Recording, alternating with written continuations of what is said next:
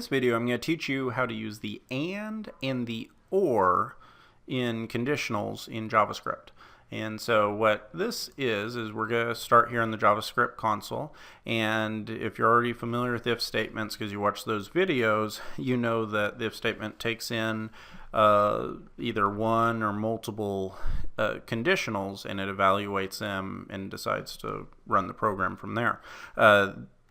We used the and symbol last time, but there's also an or, and that's what we're going to use both of them today or in this video, so you can see the difference. So we're going to start off in the console, and we're going to use Boolean values, which just means true and false, just so I can show you what this looks like, and then we're going to open up Fiddle and play around with it a little bit. So we're going to start off by typing in true, and then we're going to do the and symbol again, and then we're going to type true again. And so this means that true and true is going to evaluate to true. And so you hit enter, and you can see that returns a true value.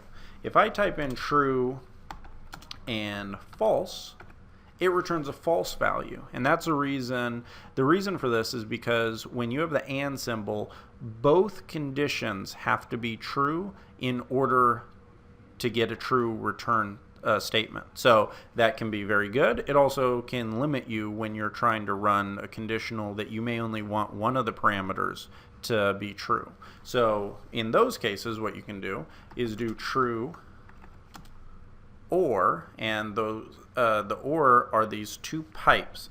If you look right above the enter or return key on your keyboard, just hit shift and you will get those two pipes, and that stands for or. And we'll do false. And so if you do true or false, it returns back true, because only one of those statements needed to be true in order to pass and to return as true. And the last one we're going to do is false or false. That returns false because it's false. There are no true values in there. It's very black and white. So now I'm going to show you how that works practically. So we're going to do an if statement. And we're going to say, well, let's do some variables first. So we're going to do var, we'll go back to our good old num1 and num2s. So we'll do var num1 and then var num2. We'll give that value 2. And so we'll say if num1 is greater than num2, and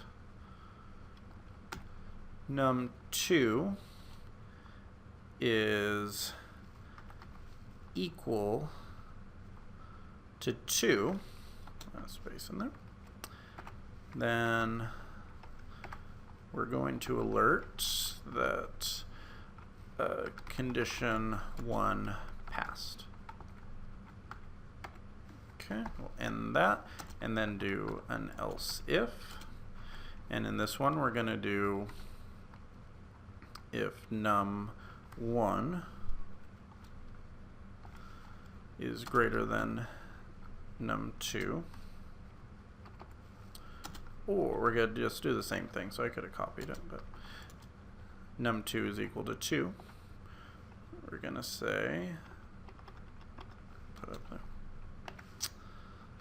I'm going to alert out that condition 2 passed. And that's going to be it for the moment. And so in this case, condition 1 is going to pass because it's true for both. We'll hit run. Condition 1 passed. So hit OK. And now we're going to change this. So num1 is always going to be greater than num2 because 10 is greater than 2. But now we're going to change it. So num2 is going to be 5. So this is going to be true, but then this is going to be false, and we'll see what happens. Condition 2 passed.